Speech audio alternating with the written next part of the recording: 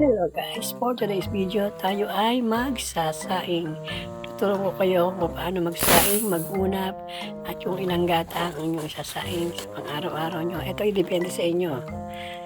Tapos ang salitang gata ay nanggaling sa nanay ko. Bata pa lang ako, naririnig ko na yan. Siyempre, pecha de peligro na naman, ubos na naman ang bigas. Ay nako buhay.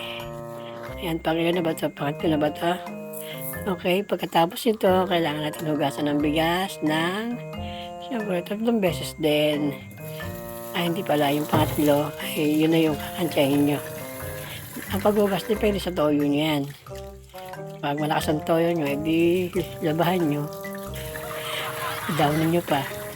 Ayan guys, pangilan na bang hugas yan? Pangalawa? Yan. Hugasan natin kahit malinis naman.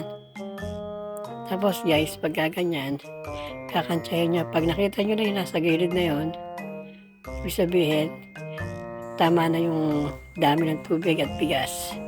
And then guys, isasalang na natin siya sa rice cooker. Then, waiting.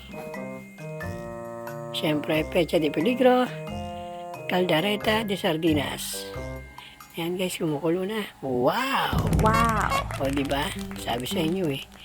Manghuhula ako eh. Diba? Ang bango kasi naing. Kaya guys, sa akin kayo magpasaing. Ganda parang, diba?